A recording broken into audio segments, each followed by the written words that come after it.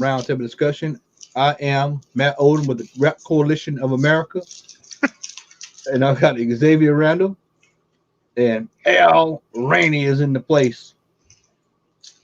We're back after a long 2 weeks of digging in comic books. For those who follow us on Instagram, you saw the mayhem we had a couple weeks ago. And after we went through the comics, there's still 3,000 that still need to be gone through. So that just kind of tells you the madhouse. And you see what Xavier's doing right now while we're on there. He's bagging and boarding.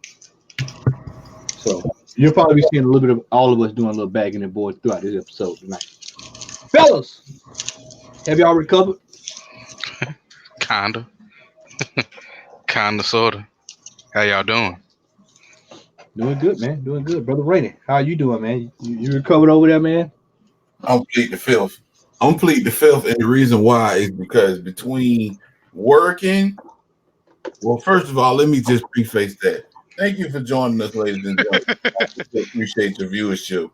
But between working, going to the gym, and bagging and boarding in comics, it's been rough. Like, I actually needed a few days off to get this stuff done. And if you new to the comic channel, we had a tremendous haul a couple weeks ago, last week. Thanks to Matt Owen, appreciate that.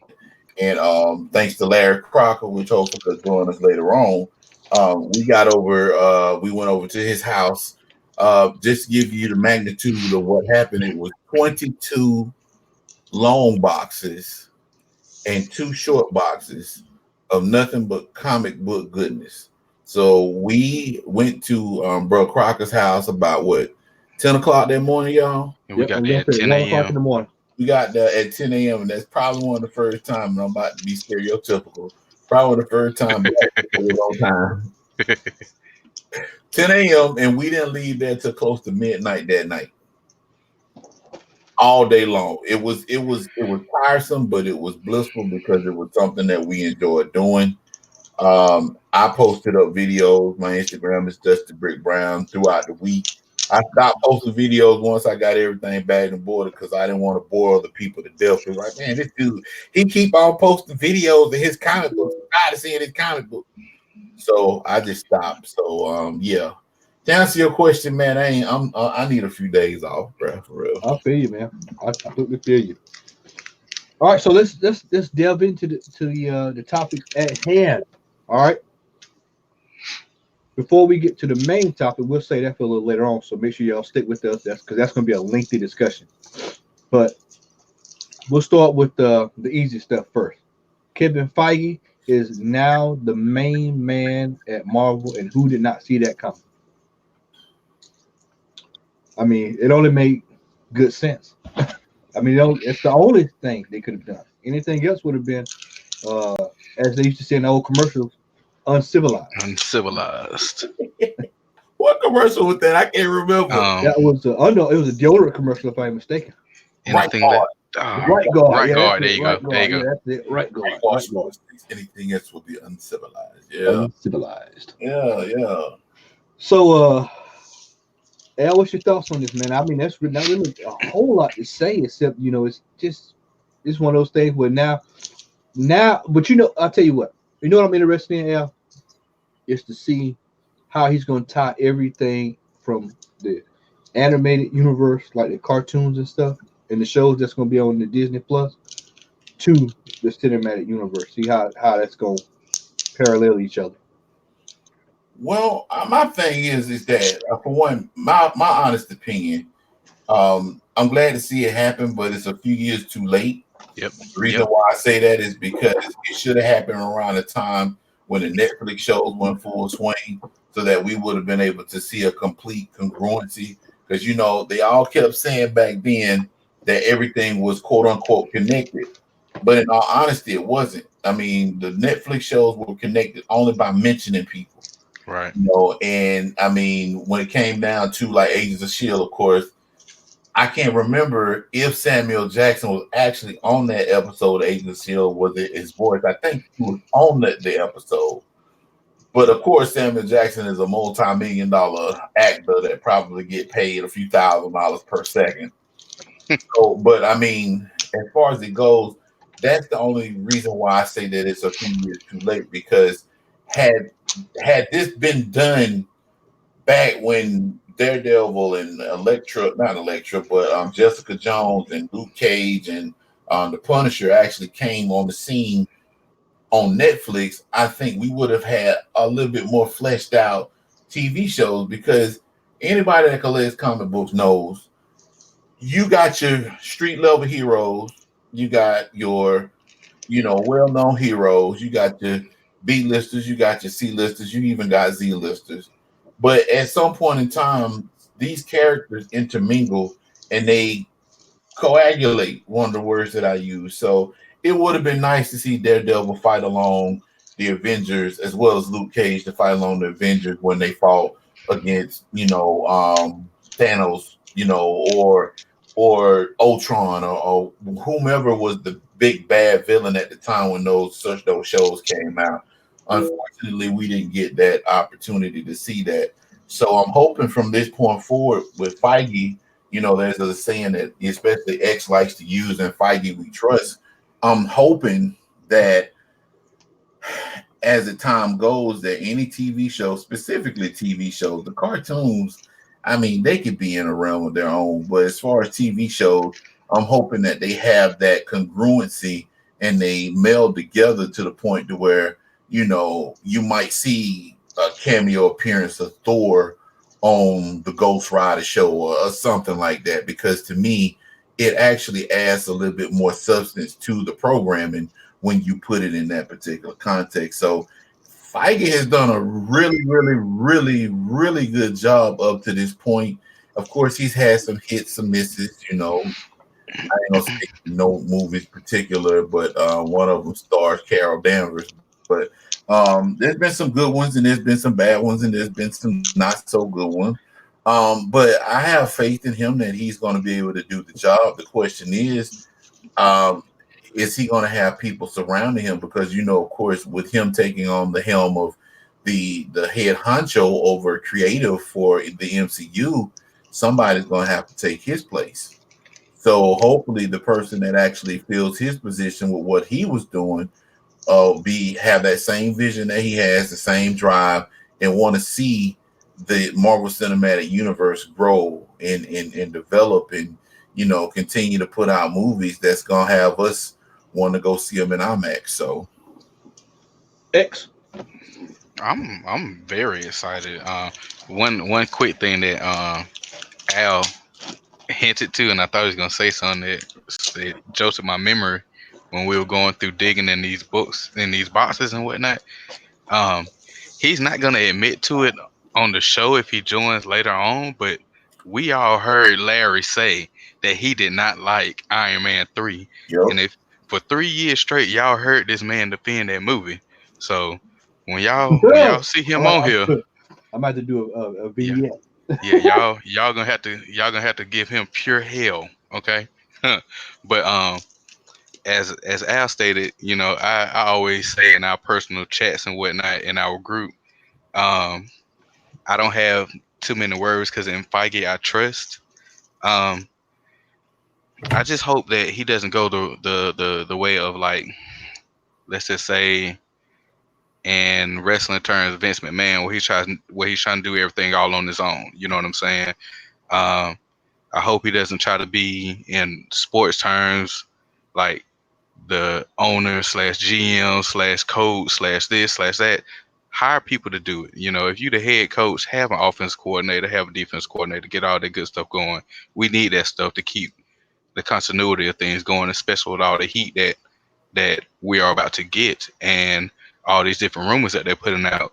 I think it'll be such an amazing thing. But like I said, if I got trust, but we still got to see. Yeah, I think there are a lot of possibilities, but I'm gonna go with kind of side with Al. I really wish they would have did this during the Netflix series, man. I mean, when you could combine Luke Cage and brought in some of the characters, that out there in the Marvel universe, street level, you could have had You know, like this whole chain sheet thing could have been tied into that. I mean, just so many ways that you could have went with it. But The whole what? Shang-Chi. Oh, I What's thought you up, said change she. Shang-Chi, man. Hey, you know, I gotta ask sometime, man. We gotta keep each other right on here. Stop being a Virgo. Hey, you stop being a Virgo. I'll try. I can't. It's in my blood. But the thing about it is there's just a lot of opportunity that, like Al said, were missed. And due in part, you know, if Netflix really wanted to push the envelope, they could have said, you know what, let's hang on to your show. You know, you do your thing. We'll do this until network drops, and it could be a transition. But we all know how business works. If somebody gets mad, they don't want to be bothered with it, and it is what it is. But I just hate that. So it's going to be interesting to see the products that he puts out over the next few years. And this is, I think, some people would say this is what we'll see where everything is really at. But I mean, he has a proven track record. So I mean, it's kind of like having a coach that you know that's won 3 or 4 Super Bowls. You know, you just like Xavier said, you don't want him to get in and just go stone crazy, just do whatever he wants to do because I'm Feige, I do what I want to do type deal. Then that's when the product will start suffering. So, all right, we're gonna move on to a topic that Xavier, the Batman casting for has they've casted Catwoman, and I forgot who they casted as Catwoman. Zoe Kravitz. Zoe, that's it, Zoe Kravitz, yeah, and the Riddler. Xavier, your thoughts on those 2 castings? I have, like I told y'all, I don't have a problem with the young fella they cast to play the Riddler. He's a decent actor. I mean, you don't have to be the greatest actor in the world to pull off being the Riddler. You just have to be able to portray uh somewhat genius intellect on camera, on screen. Catwoman, on the other hand, has nothing to do with race or anything, but she really hasn't shown me a lot of, well, she hasn't been in a lot of movies or roles that she's portrayed that I really liked her in. She's always been, in my opinion, at best a mediocre side character. And for you to put her as Catwoman in this style of movie, I think it's a mistake. But you never know. This being in this role, it might bring out the best in her. So, I mean, she can't be worse than Halle Berry in that movie. You know what I'm Ooh, saying? God. That was a rough movie. Now that was a rough Yes, movie. That's that one was of the rough. of rough of all time. Yeah, your thoughts, my brother? Unmute. Unmute your Unmute. mic, buddy. Okay, I thought I unmuted it. My bad. But I thought that I'm not really keen on Zoe Kravitz's roles because she's been in a few movies, and unfortunately, I don't remember her in any of the movies that I've seen that she's been in. That's not to say that she couldn't do a good job. Now, as far as I think his name is Paul Dano. I know when I posted the posting on the Instagram page on as far as the news that he was given the role, there was quite a few people that said that he was a pretty good actor, and they pointed out a few movies that he starred in. So, I mean, it's a good thing because I think when they do like cast certain characters for relatively unknowns, it gives that person the opportunity to showcase what they can do. That could also be a two-edged sword. Both of them can actually be duds. So I mean, right now, I mean, DC is pretty much on they're coasting a wave right now with the success of the Joker. And hopefully with that success, it can parlay into them doing the actual movie justice. Now, to be honest with you, I'm more concerned as just a movie fan of the overall theme of the Batman movie because they're going a new approach, more of a detective type, noir type deal. And although that is Batman's forte, because he's considered the world's greatest detective in the DC comic universe, you're looking at a situation where that's not really been done on screen before. So you want to basically use kid gloves with that, because that could be, it could be a breakout movie, or it could come back to bite them in the butt, to where they want to go back to Joel Schumacher's version of Batman with the bat nipples and all. So that's my biggest concern. But I mean, hopefully they'll do the right thing. I will say this, and this is no slight against Batman fans. This is no slight against UX, but I'm really getting tired of seeing Batman movies. Like, I want to see other people. I'm right there with you. I want to see Booster Gold. I want to see Firestorm the Nuclear Man. I want to see. I want to see Nightwing. Yeah, I mean, my thing is that DC, and I'm not trying to go off on a tangent, but hey man, free yourself, brother. Free yourself. I mean, for real, we've had this conversation before. I mean, there have been more Batman movies than there's been any other movies from DC since motion pictures have actually been created. And although I love quite a few of the Batman movies, it's gotten to a point to where we've seen more Superman and Batman than anybody else on the big screen. And DC has a lot of good characters. They have a lot of complex characters. They have characters that have substance, but it seems like they always fall back on the bread and butter, which, I mean, I guess if it ain't broke, don't fix it. But I'm hoping we'll get to see more movies like Shazam and more movies like Aquaman. I keep telling people this.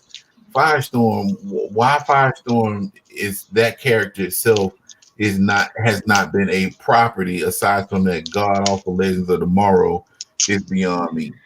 I mean, but hey, I mean, that's just me. I'm partial to Firestorm because I'm a fan of that character. But I'm just ready to see more characters. I'm ready to see a diverse array of characters. When we see another Superman movie, I don't want to see Lex Luthor for the 18th billionth time. Give us the Parasite, give us Lobo, give us somebody else. I agree, but I think we need another Lex Luthor after this mess we got in Batman v Superman. But I don't want to see it no time soon. Yeah, I think if they do Lex Luthor, man, he needs to be behind the scenes pulling the string. He kind of needs to be the benefactor. They need to take him off screen, put some more other rogues, characters, or villains on the scene, and bring it out. And see, that's another thing with going back to the Batman movie. I mean, they've already done the Catwoman 3 times. Michelle Pfeiffer, what's her name, was in Kate. What was her name? In the Dark Knight Returns. Anna Hathaway. Yeah, Anna Hathaway. I don't know where I got Kate from. Michelle Pfeiffer, and then we let's speak of that. I think you were thinking Eartha Kitt from the 66. Could be. But I mean, as far as motion pictures, you got Anne Hathaway, Michelle Pfeiffer, and then Halle Berry with that old terrible performance. Yeah, I ain't going off on a tangent, but Halle Berry, as lovely as beautiful as she is, she don't need to do superhero movies no more. Like, she went bad in John Wick 3. John Wick don't count because it's not really a superhero movie. That man right there, he better than Hawkeye. John Wick is that movie. She did pretty good, but I'm talking about Storm and I'm talking about Catwoman. You want to see what happens when lightning hits toes? Come on, man. I'm done. I'm through. I'm not going on no rant. One of the worst lines ever in a movie. Hands down. Yep. Batman Beyond movie with Michael Keaton. I've always said that. I said they should have did a trilogy. Had Batman Year One with a young Batman. They could have did any of the million titles and have Ben Affleck play the middle age one, and then have Batman Beyond with Michael Keaton. Yeah, I've always said that. Yeah, I would love to see Michael Keaton reprise that role. I mean, gonna see it on Crisis on Infinite Earths, supposedly. Yeah. Ain't that supposed to be Kevin Conroy though instead of Yeah. Yeah. He's the only reason I'm gonna watch that is to see him and hear his voice. That's it. I might not even look at the TV. But Michael Keaton's not gonna be on there? No. Okay. No, Kevin Conroy. I guess I'm getting Kevin Conroy confused with that. Yeah. Well, yeah. Don't you speak that blasphemy. Oh Lord. But you know, Kevin basically, Conrad, the greatest Batman ever. I well, agree. hey, I'm not gonna argue with you. I'm just gonna say it's good to see Michael Keaton reprise that role as an older Batman. You know, it comes, you know, full circle, what have you. I mean, I'm all down for it. Al, your thoughts? I mean, it's cool. I mean, Michael Keaton is still showing that he has the acting capabilities. I mean, he played Vulture. So I mean, as far as his acumen dealing with superhero movies, I mean, it's there. So that's a no-brainer. The fact is whether or not DC will move forward, Warner Brothers will move forward with it. That's the thing. Now, one other thing too, if you're looking for him, if this was to go into fruition, would this be an Elseworlds type deal, kind of like with the Joker movie? Yeah. Or would this fall with DC continuity? You know. But I go watch it just for Michael Keaton, man. I still think he's one of the best Batman. I mean, as far as I just love that movie, man. I'm sorry. They're trying to make it an Elseworld Well, see, thing. I don't know. That's what I'm saying. Like, I don't know if they do make it like if the movie comes to fruition, would it be one of those types of movies that falls within the current DC continuity, or would it be one of those movies supposedly like the Joker, where it's supposed to be separate from the DC universe? So Yo, you know they can go the whole rebirth route with this, right? mm-hmm. They could bring Jack Nicholson back as the Joker that they brought back for the Jokers. Man, I know Yeah, y'all ain't watching the show, but if y'all are, comment hall and roundtable discussion just said it. Well, they could do that because not to deviate. There was some news that came out, and I don't know if we're gonna talk about this tonight, but it was rumors. I think Matt, you might have posted, or even Vince posted it in the group, where it was talk about them doing a live Spider-Verse movie and bringing in yeah. Andrew Garfield, Tom Holland, and Seabiscuit. What's his name? I can't remember his Tobey name. Maguire. Yeah, Seabiscuit. But Matter of fact, we was just talking about that last night. yeah, I so think we were. that could work. I mean, as far as that Joker, but your boy being the 2X. Who? Oh, Leto. Oh no, Leto done. Yeah, man. Leto is Leto is done. done and dusted. He was done before he even did his first laugh. Are you watching Titans? Either one of y'all watching Oh Titans? yes. Oh yeah. Oh, hey man, I've watched about 2 or 3 episodes. Sitting over at Larry's house bagging the board. Hey man, that's some good stuff. And Deathstroke is not having it. He way None of better than Crixus on Yeah. Arrow. Yeah, he is not having it at all, at all. So if you hadn't seen that, man, make sure you check out Titans. He's so smooth with it. Yeah, He real smooth. he's a savage man on that, man. Yesterday, get this off the screen here. Yesterday, the Bloodshot trailer dropped. I was anxiously waiting for that to drop, and I know people gonna be like, "Oh man, you gotta be kidding!" No, I'm actually looking forward to that movie, man. It's been a while.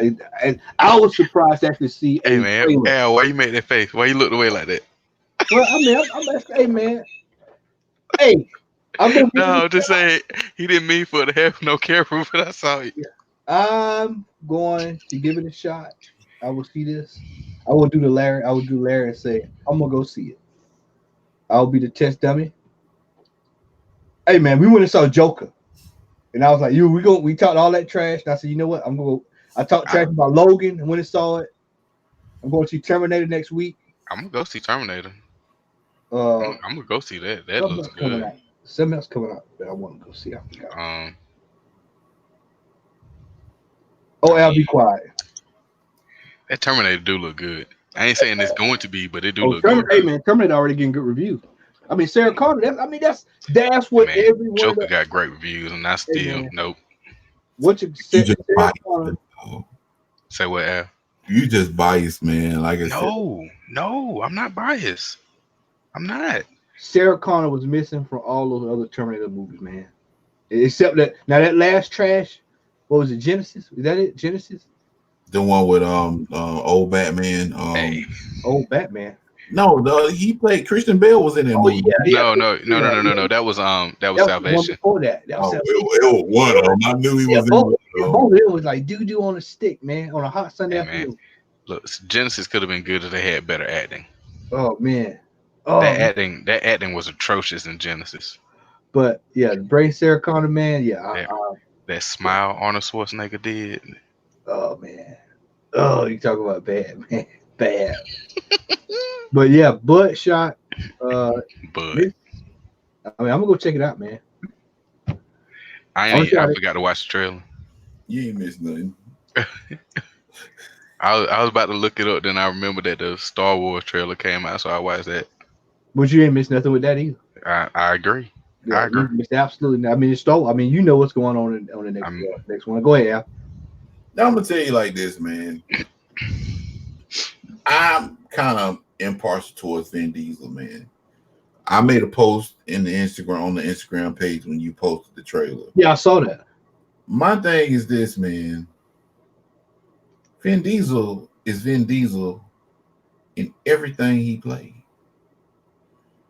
You cannot when you watch. Okay, so when you watch, give a prime example, and by no comparison, my comparison is comparing the two, but at least because they're two different caliber actors. So but I'm just using this as an example. Denzel Washington gets in the character for the roles he plays. Even Samuel L. Jackson, with his voice inflection, the only movie that I actually heard him as far as changing his voice was that movie where he wore that kilt, Formula 51. Oh my goodness. That was a garbage movie. Oh my goodness. That and Spirit. Well, that too. Yeah. Because in Kingsman he had a lisp. I forgot about Kingsman. The first. But that was a dope movie though. Kingsman was good though. Yeah, I mean, he did good movie. as a villain in that movie. I just wasn't used to that list.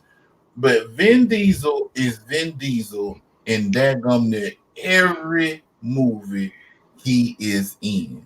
Vin Diesel is Vin Diesel when he's Groot and he only saying 3 words. Exactly. I am Groot. He is Vin Diesel. And my thing is this.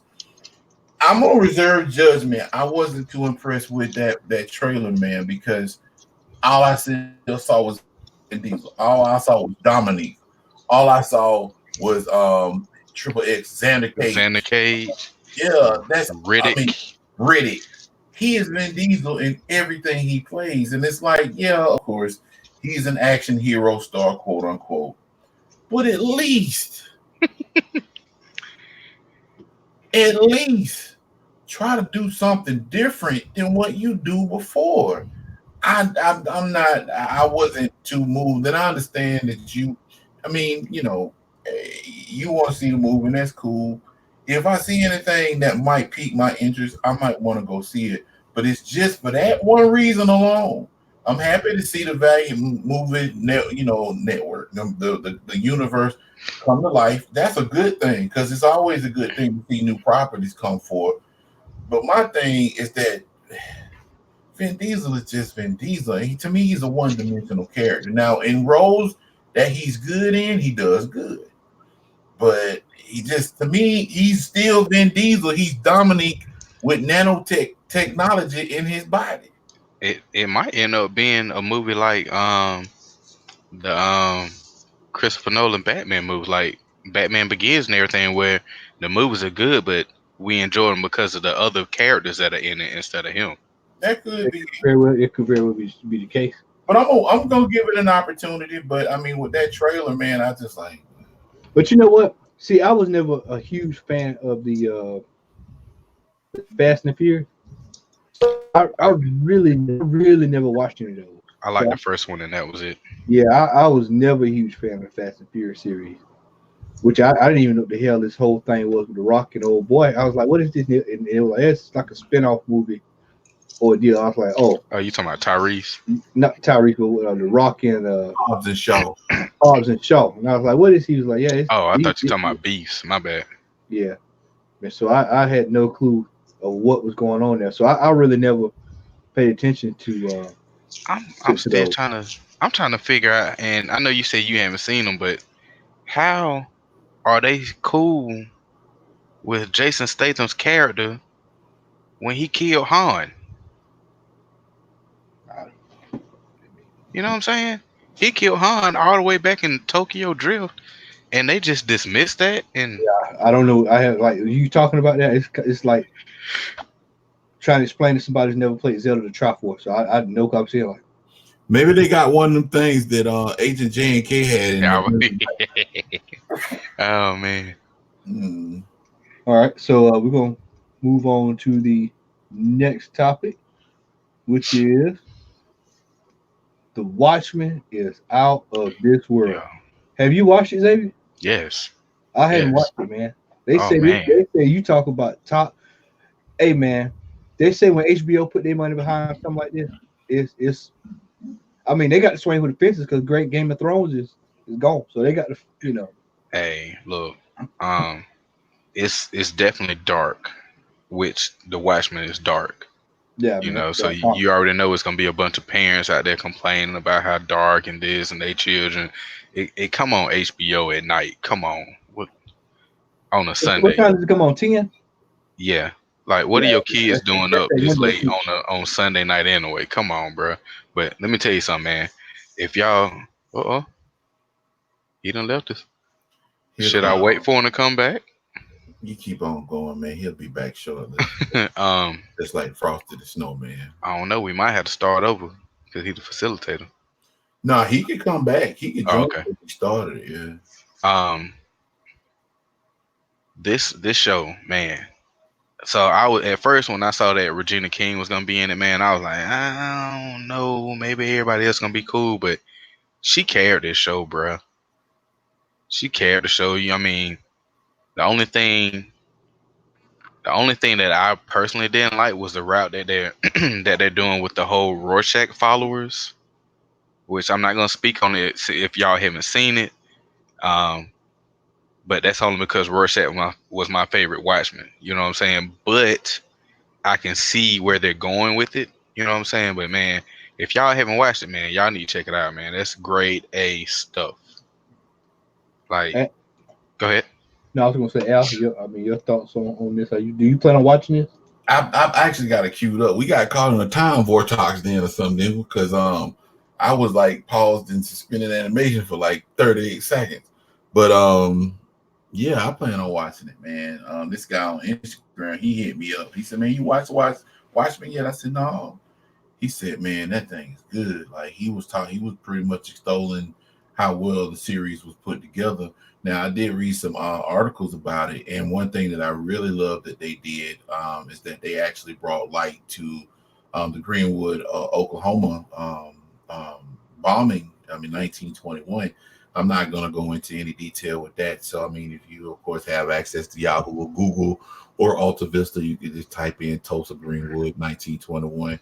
But they said that they actually brought some realism to it, and I follow Regina King on Instagram, and she made a post about how so many people loved the episode but didn't know anything about that particular event, to where they actually went and did research on it. So apparently the show is hitting home. It's gotten some really good reviews by some hardened critics out there that were really tough on the show prior to the episode. But I mean, apparently, man, they're keeping the show true to the original source material. It's from what I've read, it's on point. So I got it queued up to watch. It's just I hadn't had an opportunity to check it out. But you trust me, if I don't watch it tonight, it's gonna be watched before the weekend. So sweet. All right. Before we move on, when y'all watch it, it's a little under an hour. It's only gonna feel like 20 minutes. That's always a good sign. Like it flies, and like the only slow portion of the show of this episode is the beginning when they were doing that, because they went in full detail of how that went down. Go ahead. Let me ask you this: since you've seen it, so for those that don't know, Matt, Xavier, and myself, we reside in Macon, Georgia, and they actually filmed the show in Macon, Georgia. X, did you see any landmarks or did they show anything that was like similar to what you are familiar with in It's Macon? it's some scenes in there that look like downtown, but you could tell that it was messed up. It's not like in Need for Speed when, like, if you watch Need for Speed, you can see, all right, I know that street. That's Cherry Street. That's Poplar. That's this. That's that. That's Fountain Car Wash right there. It's not that obvious. Like when they set up for the scenes, they really messed it up. But you can see subtle little things like, okay, I know what that is, but like, wow, they really did it justice, if that makes sense. Yeah, because I remember going down the Wheels of Comics Plus. That's the local shop in Macon, and they filmed down in that area near Hmm. Will's store. And I remember they actually took those parking meters. They took those out, Hmm. and they had the old timey cars from like the 40s and 50s down there and stuff. And they put up like those old school That's the um, opening sequence. lamps. Oh yeah, Yeah, yeah. okay, that's what's up, man. That's when you can tell that it's making, but like I said, they dressed it up very well. But with us being here, we can see the shapes of the buildings and Right. know, okay, y'all switch that up. That's this, that's that. Mhm. But it's other parts in modern day times where it's still some parts of making, and you're like, I I think that's what that is. But yeah, the opening sequence, you could tell Okay. what that was. Well, I'm gonna have to see it, man. It's it's in my queue. So yeah. All right, we're gonna move on to the next, and believe it or not, final topic of the night. We're rolling. Is eBay the true indicator of comic book value? So why are we bringing this up all of a sudden? So we will go into discussion. I will tell you why we're talking about this tonight. It's me and Al actually discussed this early and decided that this would probably be one of the main topic of discussion tonight. And I would have to say no. eBay is not the true indicator of comic book value. It's a tool. It's a tool used to kind of gauge where a book is. I went to a store that shall remain nameless, and for those who are watching, it's not Comics Plus. So we can go ahead and just stay on that. Scandalous. Yeah, scandalous. I know it's not Comics Plus. It's not my boy Will. But I went to a store in the area, and the shop owner I went to get a product. The shop owner says, "Well, I check eBay, and that's how I price the books." And in my mind, I said, "Well, that's how you go out of business." Because the reason I say that is because I'll take a book. Uh, Shannon is in the chat, and Shannon, I'm not gonna call it, but ask the man in Billy's. Shannon knows exactly what I'm talking about.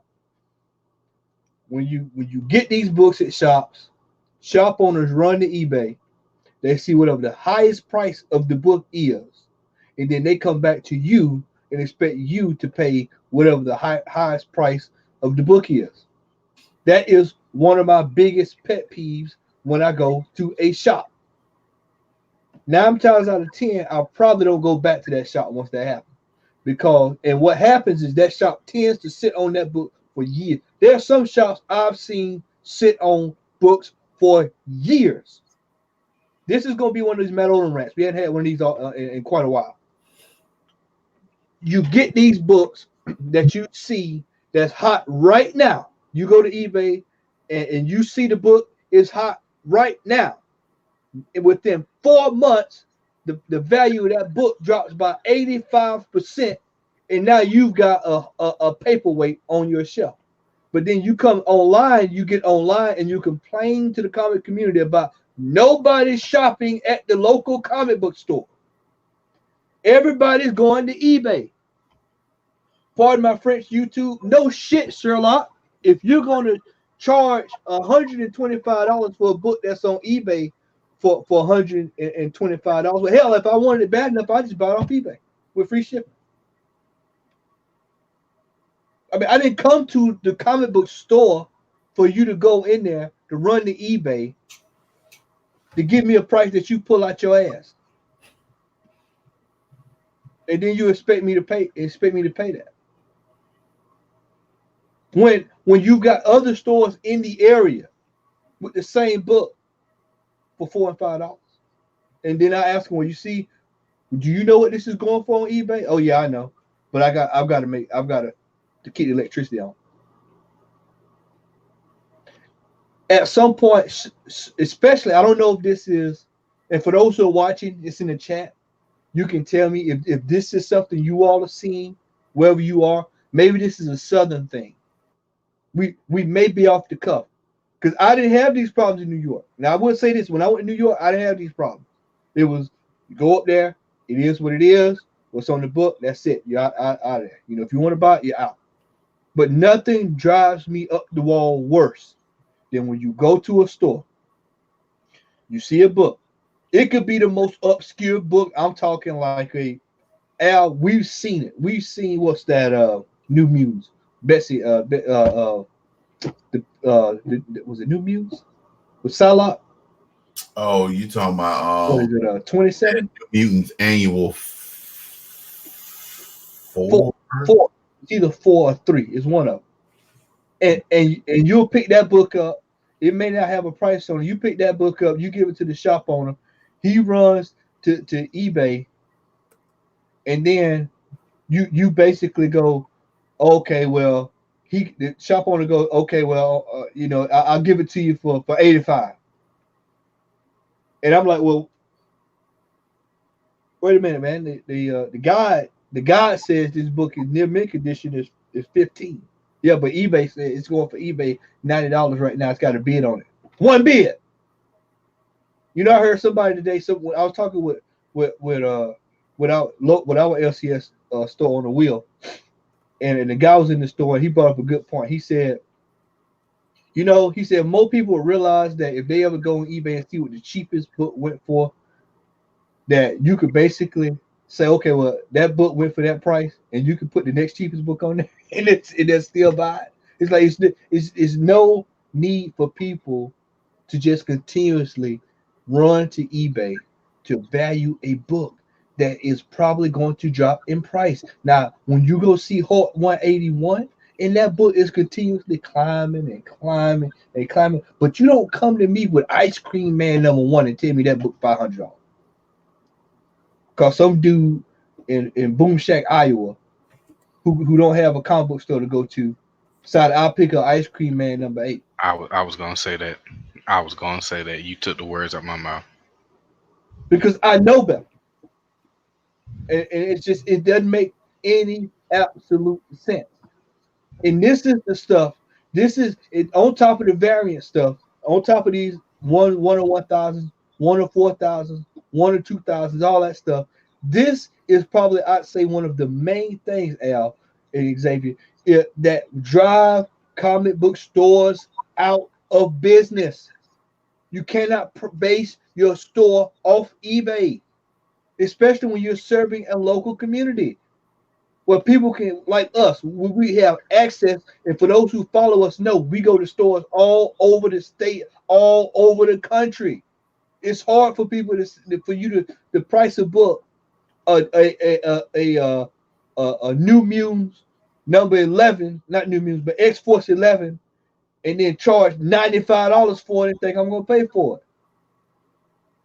There's no way, no absolute way. Silly money. That Bloodshot #1, $40 for what? Because Vin Diesel is in a trailer. No way, Jose.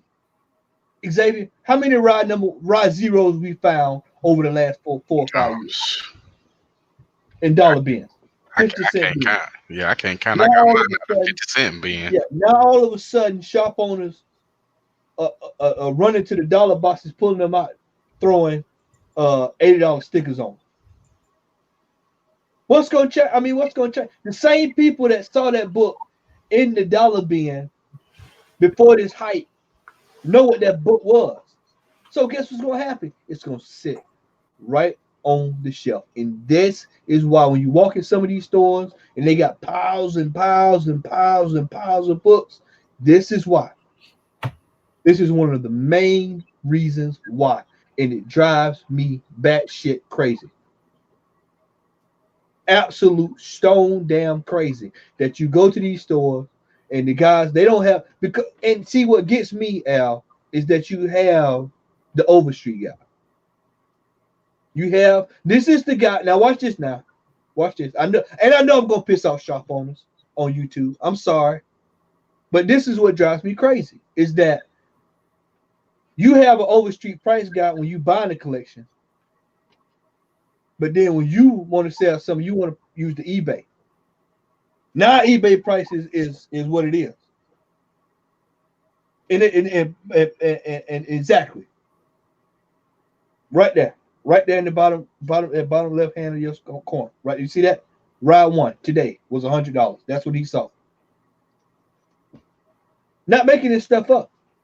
We go to too many stores. We shop. When we tell folks that we go to stores and we do this stuff, we're not just on here telling y'all just pulling stuff out of the air. We're telling y'all this stuff because we're actually doing field work. We see this stuff. We know what books cost. I can quote you a price almost by looking at a book. It'd be almost right on the money.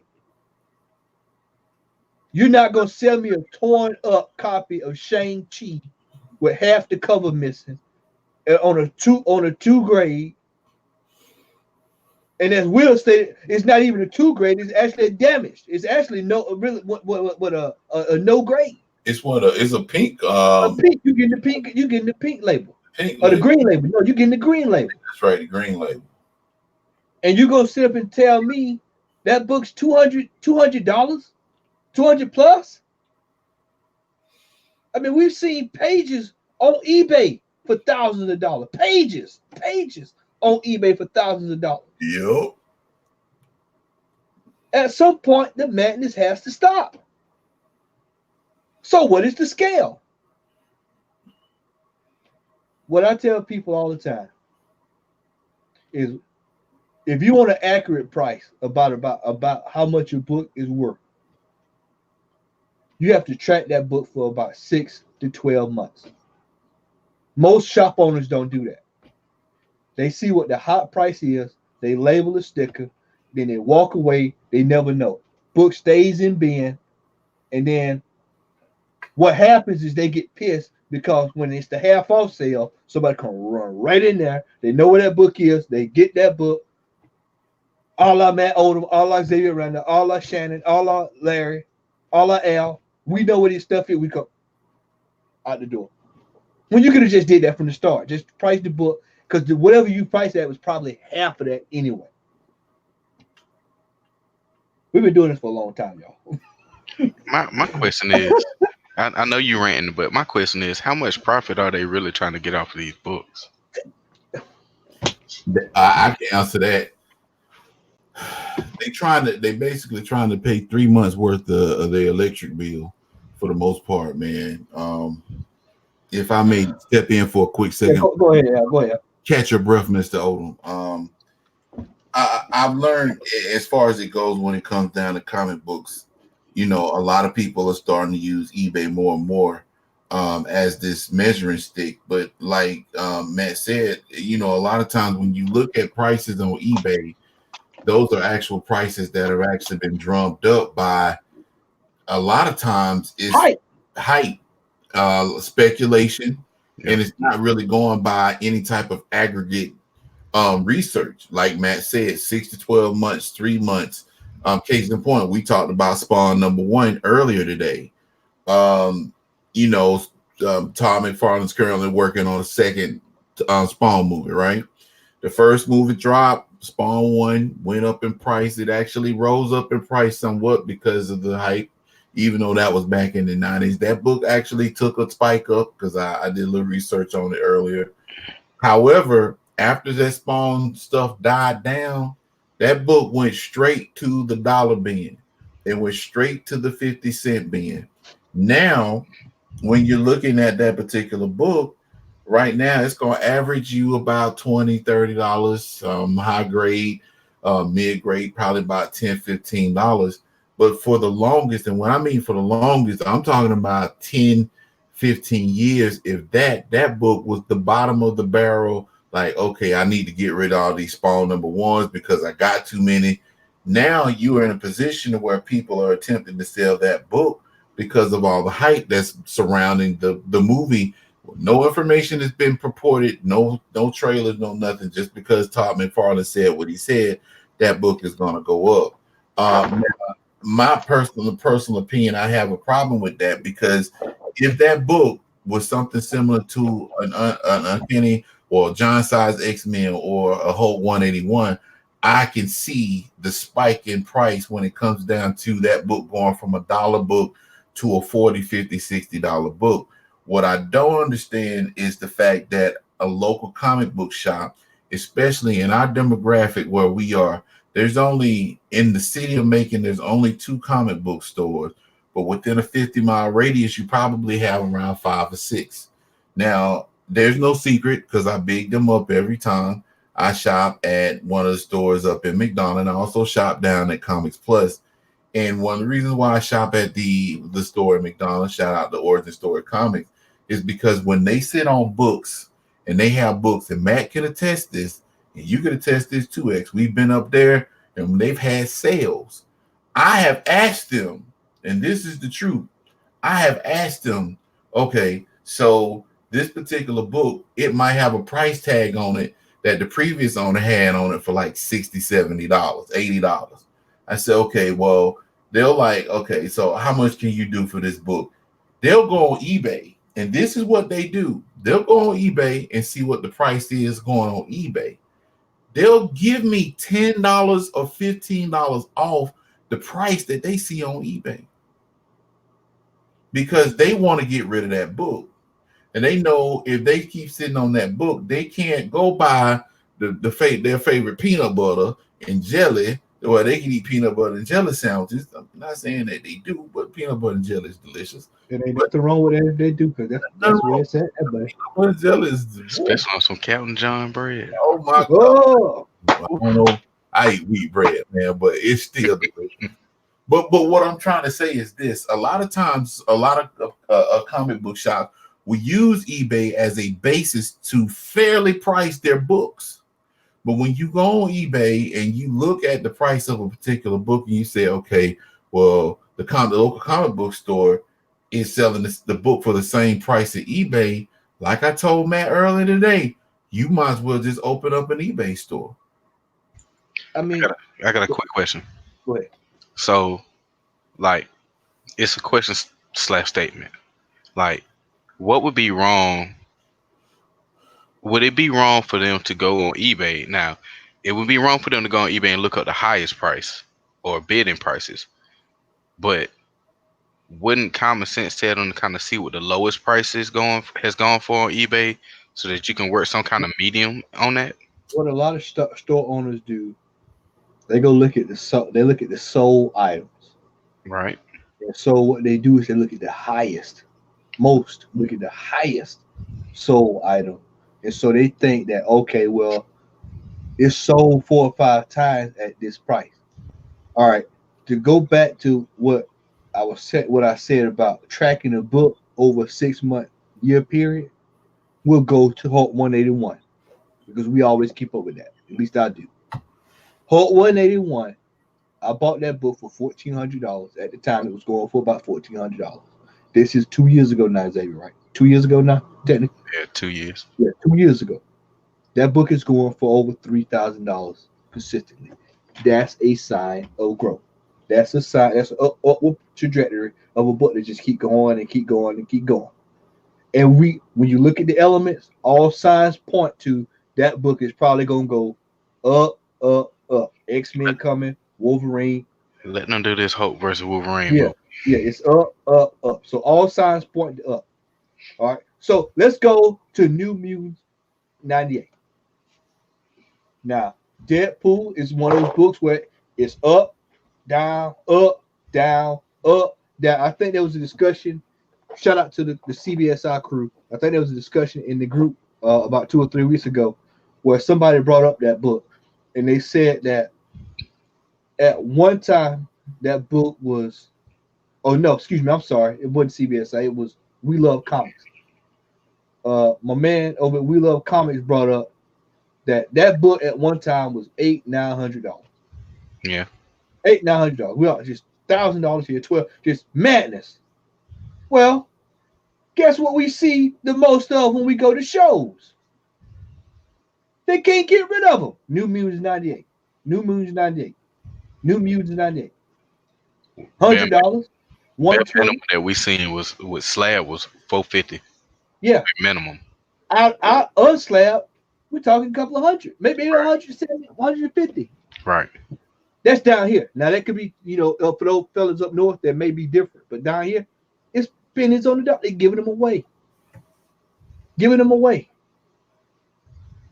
These shop owners have to realize that the comic book industry changes on a dime. I mean, at any moment, it can change. It's just like stocks. That's exactly what it is. It's just, hey, some people will come in. Now, let me tell you, preface, somebody will pay silly prices for books. We've seen this. We've been in stores and watched it happen. It just won't be us. I mean, because we know better. There's too many tools. The same tools that they use to go jack up a price is the same tool I'll go use to no. Nope.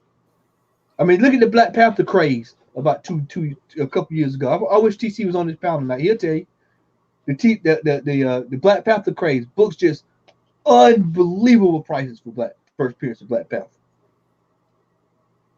But that's also a book that actually caught fire, and it's probably going to the first appearance. It's probably going to sit up there for a while. Look at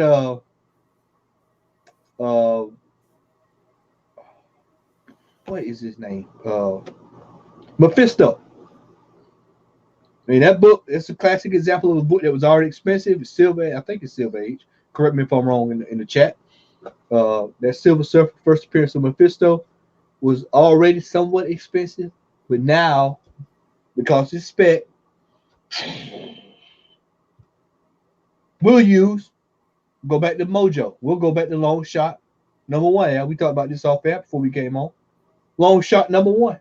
Dollar bin, 50-cent bin, quarter bin, yard sale, kid school giveaway, Girl Scout cookie. They're giving them away. Now all of a sudden, it's a what? $20 book, $30 book, $40 book, 75. I saw that today. 75 slab.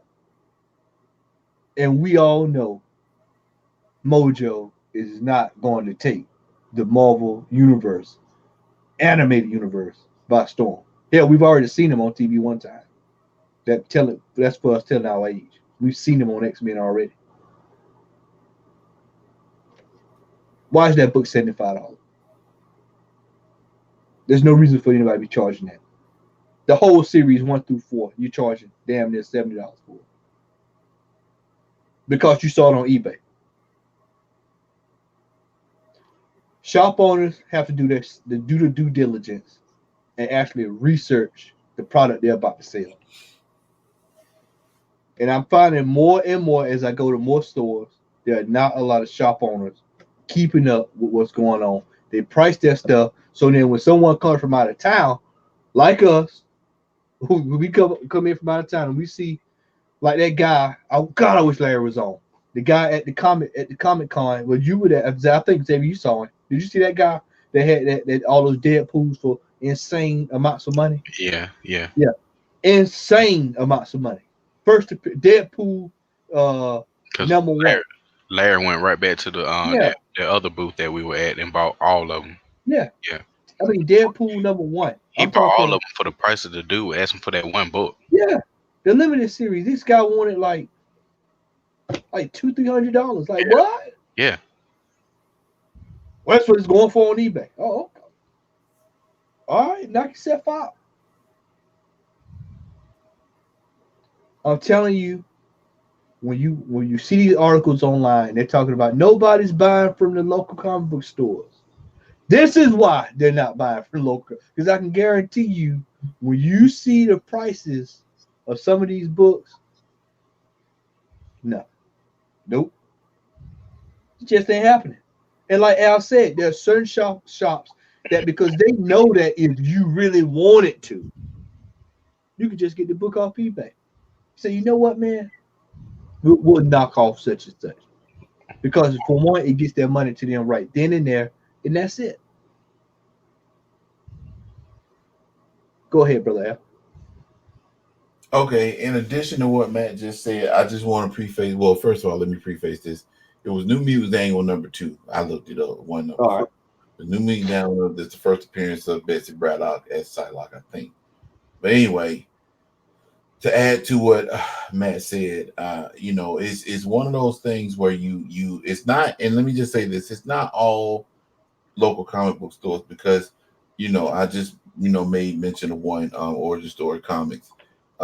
They realize that they have product, and their whole gist is that once they get product in, is to sell it not only for profit, but for a price that's going to be easy on the person's pocket. Now, as the old saying goes, there's a sucker born every minute, and you're gonna have people that's gonna go out and buy a New Mutants 98, which the last time I read, and it was on Comics Tom, as a matter of fact, at least a week or two ago. Shout out to Comics Tom 101. But they were talking about the New Mutants 98 had jumped back on the list, but prior to it jumping back on the list, that you could find a mid to high grade of that book for like $125, $150. But I remember when it was $900, when it was $600, when your boy that's in Noonan now had it on when he was in McDonald for like $600 for a mid-grade book, and that's another thing too. When you're looking at a lot of these comic book stores, when they're attempting to sell books based on prices on eBay, a lot of times they're just looking at the book. You're not looking at the grade. You're not looking at the condition. You're just seeing that book's like, oh, okay, well, New Mutants 87 is selling for $80 or $200 on eBay, but is it a high grade? Is it a 9.4? Is it a 9.6? Is it 8.0? Does it have spine ticks? Does it have creases? Or any of the pages folded? They just look at that particular price and they run with that price because they see that is the average price that's selling on the upper end of it. But they're not taking a lot of other things into consideration. What was that when we went to that particular that Atlanta Comic Convention about 2 years ago, and you said, Matt, that it was a guy that was attempting to sell, was it Hulk 181, and it had a whole bunch of defects to it? Oh yeah, that guy had a Hulk 181 6.5 grade. He wanted like $4,000 for it, and it was the green label. Well, I mean, he's looking for the fool of the hour. Mm-hmm. So you have to be careful when you're out there looking. I mean, eBay can be a good place to find books because I found a lot of good books on eBay, but at the same time, I don't jump at any and everything that I see. If I see a book that I want, I'll search to see if there's other sellers that's offering that book. I'll check the condition of the book. If it's a raw book, because I buy mostly raw books, especially of Uncanny X-Men Volume 1, I'll check the pictures. I'll inspect the pictures as best as I can. I'll send emails. Hey, could you show me or could you send me pictures of the back of the book? I'm not just going to go by just because this is sold for a certain amount, because the same the person that's selling that book or the same persons that's selling a particular book for $80, $90, you got somebody on eBay that's going to sell it to you for $40 or $50. But the comic book shop, a lot of local comic book shops have got to understand that, yeah, we do realize you have to make money. That's a given because that's a business and you have expenses that you have to run. You got to eat. You got to put clothes on your kids' backs and food on the table. We understand that completely. But at what expense are you attempting to fleece somebody over a book when you don't have to? all because you see the price on eBay. Yep. What profits would they make if they still sitting there? Well, that's it. I mean, we did a video 3 months ago, 2 or 3 months ago. Infinite Realities Comics. He literally says it. Right. He says it in the video. I can't make a living if I'm not selling anything. What's the purpose of opening the store? If you want to keep everything, turn it into a museum. And I use that. And a matter of fact, I mentioned that to you today when y'all, because I didn't go with y'all when y'all went up there. But that stuck out more to me, that particular part of that video, than anything else. Because I mean, the video, of course, is interesting. If y'all don't know what we're talking about, Matt and X and Larry went to an Infinite Reality Comics. What city are they located in? They are in Tucker. Yeah. In Tucker, Georgia. So if you're in the Tucker, Georgia, Chandler, Tucker area, go check out Infinite Reality Comics. I'm gonna go up there one day, and the reason why I'm gonna go up there, not only because of what I've seen as far as on Instagram, is that statement that he made, and it was toward the tail end of the interview, and he says, I cannot remember the exact quote, but he said something along the lines that he, oh God, how did he say it? It's just a paraphrase. He was basically saying that he is in the business of making money, but he's not in the business of fleecing people. To paraphrase, that's not exactly what he said, but that's what he said. And that caught me as being a person that's looking to make money, but at the same time, he's wanting to be fair and reasonable. Now, if he didn't care, he would be one of those people that would be on eBay and saying, okay, well, I got this Deadpool #6, which has no key value on it. I'm selling it for $40 because it was the 6th issue of Deadpool, you know? He was saying he'd rather sell a book for $5-10, sell multiple of that issue $5 to $10 a piece, than not sell one for $50. Yeah, I mean, it just makes financial sense that if you're gonna have books like that, then just basically, I mean, you got 20, 25 books, and you can sell them at 15, 25 a pop. I mean, the long game just makes more sense than trying to get that one huge pop. You know what I'm saying? Now, if you get that one book, like what I've also found, and this is kind of leading off into another direction of Tad, is that a lot of these shop owners don't go out and do any legwork themselves. Or they hope that the sucker comes in and drops off Shazam, the first appearance of Shazam. You just ain't gonna see that every day. Like even one of the guys that we go to up the road, he goes to look and looks at takes a looks at people's collections to see if there's anything he wants to purchase. And he will make purchases. He recently bought a long box for $20. So that kind of tell you what's in Amazing Fantasy 15 for those who don't know. You know, if you think about it, Amazing Fantasy 15. How you going in and out? Oh, I'm sorry. I thought you was wondering who it was, but like you were going in and out on the meat of what you were saying. Okay, I'm sorry, but yeah, but a lot of these guys don't do legwork themselves, and so they miss opportunities to get books that they could actually sell that will make a profit to keep that electricity bill on for the next 8 months. It's the same principle that goes for collectors, or the same principle that goes for shop owners. You got to put in the work. Mac the Comment Hunter, turn it into a museum. If you want to hold on to it, just charge you $5 to come in, walk around, make sure you got a nice display case, and just talk about when you got it, how long you had it. Some velvet ropes, hot lights, a couple of some video to talk about the book on the screen, that kind of stuff. That's a nice feng shui, ain't it?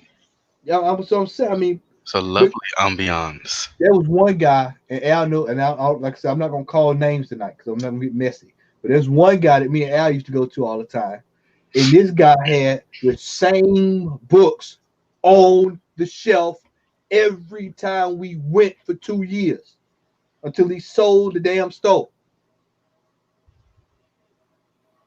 Every single time. The same books. Tomb of Dracula 12. Hulk 181. The dog chewed it up version. He wanted 800 for that. And I mean, like the dog chewed it up. I mean, just literally. Like some of you would put in an old notebook. Like you put in your dad notebook back in the day when you was in school. Trapper Keeper. Exactly. And I'm talking like the 1989 Trapper Keeper. Hey, did y'all see Starter is about to come back? Oh, that surprised me. I'm surprised. Hey, what took it so long? I just knew that was coming back after a while. Pats came back, so why not? Yeah, Members Only is back. Yeah, Duckhead. Members Only should have never went away, man. Them Right, classics. Classic Coach, man. But I mean, I want that ODB from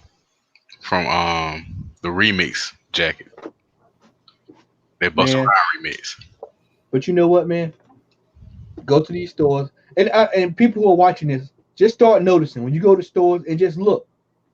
And for those who catch this on the rebroadcast, tell us about your stores in the comment section, because I know y'all see it. You go to these stores, the same book is on that shelf. Same book,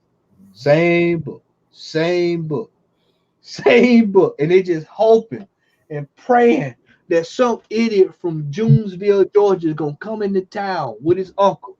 Hey, Daddy, there is. Jonesville. Here, that's the first appearance of Rogue. He wants $1,000, Daddy. We're gonna pay for it. That's what they're hoping for. The Rogue. That's what they're hoping for. Man. We're gonna get the first appearance of Rogue, Daddy. It's $1,000. I mean, come on, man. I mean, come on. I mean, and then what's even crazier is that they'll see like modern books and then mark them up. I can tell you, man, some of the stuff we see when we go to these stores is absolutely insane. But this eBay ordeal, it is coming to a full halt. And I'm telling you, a lot of these books, I mean, look at that first appearance of Apocalypse, Al. Remember where that was at? Yep. Madhouse money. Loot Crate. Now look what you can get it for. $8, $6, $5. Look at the first appearance of Gambit. Yeah. First appearance of Gambit actually ticked back up this week. They were talking about that on Comics Tom last week, actually. That actually started to tick back up. It's like Al talked about the appearance of Rogue, no pun intended. It's actually a $20, and I talked about this on the last video that I did. It's like a $20 book. I mean, they're giving them away. And that's been a constant for years. And it's a major issue. Now, that's a major issue. But watch what's going to happen. The minute they say, you know what, we're gonna introduce Rogue with the new X-Men, it's instantly turned into a $7,000 book.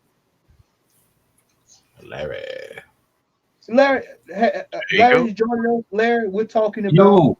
I don't know if you heard what we talked about tonight, but right now we're talking about how shop owners are going to eBay and coming back with the price that's absurd. And I was telling them about when we were telling the show watchers about when we were at the Atlanta Comic Con and the Lunatic had that Deadpool book for Madhouse money. Lunatic. Yeah, the Lunatic Fringe had it for Madhouse money.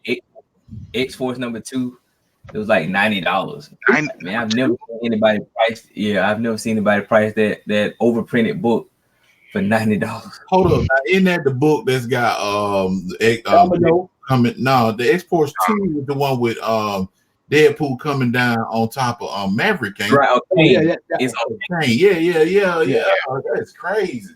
The pink background, right? Yeah. No, it's black. It's got like a circle and it's got Deadpool fighting Kane. You're right. What was the other Deadpool book, Larry? What was the other one that we seen recently? Was it 40?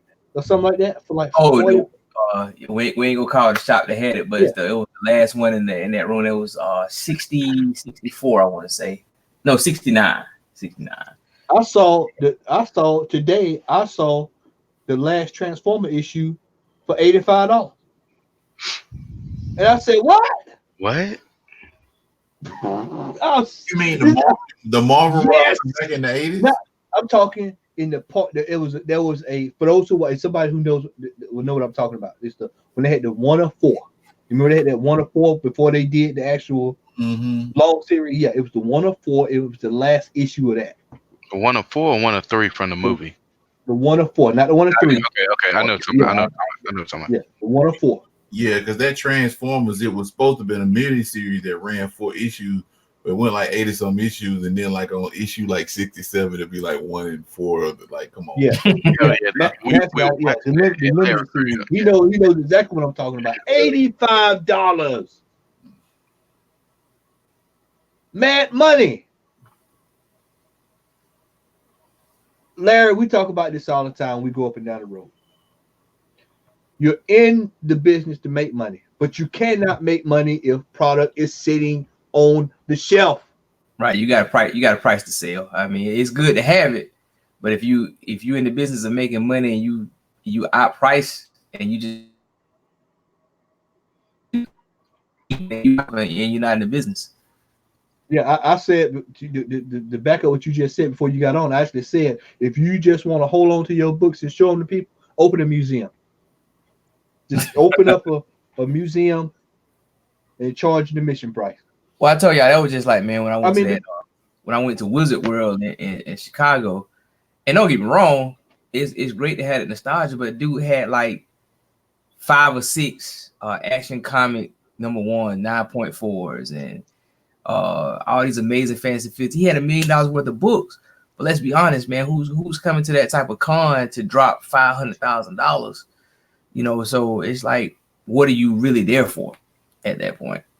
I want to show everybody what I got. To get jacked. But see, and then what happened is, because that happened like about 4 or 5 years ago, where they were setting up for a show, and that people, I think we actually talked about this on the show.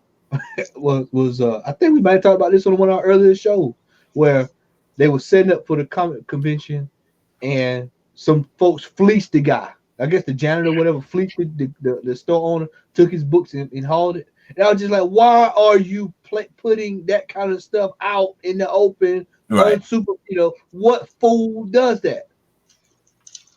Yeah. Yeah, whoever that was did it. But I just think that's crazy. Yeah, $85, man, is madhouse money, man. $85 for that? Nah, can't work with it. I mean, me and Larry have been to more stores, and one in particular, when we know for a fact we can get in that car tomorrow morning, go to this store, and this guy is priced to get it out the door. There's no discussion about it. He even has a $5 bin. Y'all know how we are about $5 bin of nothing but key books. And when we pick them up, people would think we're crazy. And I said we're gonna have to start doing this because people think we make this stuff up. We go to these shops and we pick up top-notch books for $5, $1, and in certain cases for free. Free, yeah. For free. Giveaways. There's no way. That's like today when I was in the shop and I said, when the gentleman said, I was like, for free. For free. There's no way I would pay that kind of silly money for some of that stuff. And what they're doing, Larry and Al and Xavier, is they're looking for that dummy. I told you, they're looking for that dude from Jonesville, Georgia, to come in on a Saturday afternoon, doesn't know what the hell's going on. He's just hey man, it's the first appearance of Tombstone, and we're gonna charge. It's $95. Why is it $95? It's the first appearance. Well, that is the first appearance of Tombstone. We gotta get that. We gonna pick that up. Go on in right. But you also gotta understand, man. It's a lot of people that just get into collecting, and let's just honestly face it. It's some dudes that don't want to be patient. That's so true. you'll get that dude that walk in the store and he'll see it and be like, "Hey, it's right here. It's right now. I got it and get it." This is true. This is true. That's a true thing. But see, this is why we tell people when we do our videos and stuff. This is why we try to tell people in order if you are. And this, Larry, I'm glad you brought it up, and we can go ahead. Might as well talk about this topic. Is when you are collecting, you have to exercise patience. If it's one thing I can tell you that I've learned over the last few years, is that if there's a book that you want, you're probably gonna see it.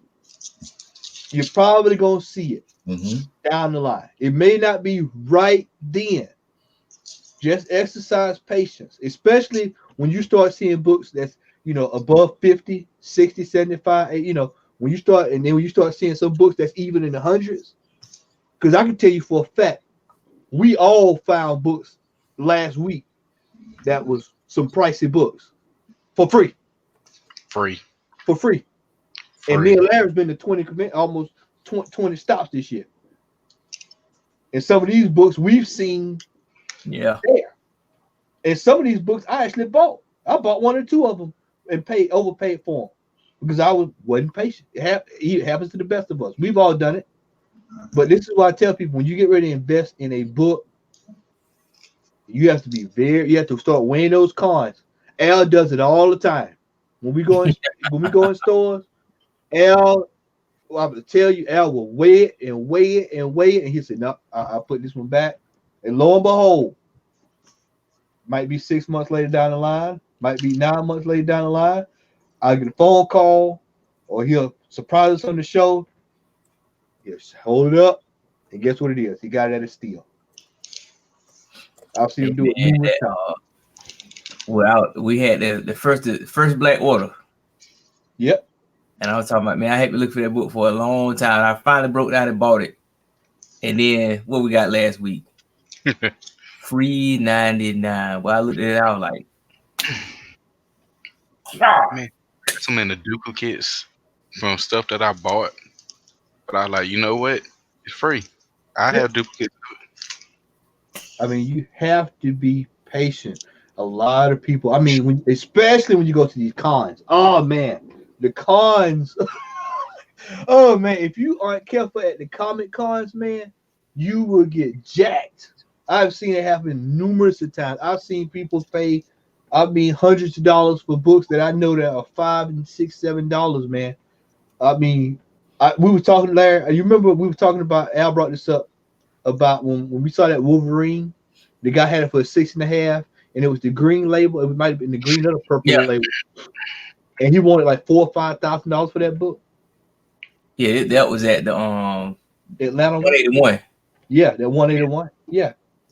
And people were looking at it and looking at it and looking at it. That was at the hotel. Yep. And I pulled you to the side and said, "You don't want that." And you were like, "Why?" I said, "You don't want the purple label. Yeah, that means the stamp missing." And then, there you go. People don't know, and so you get bit. So I mean, it's just one of these things where people have to be patient. You got to drive around, man.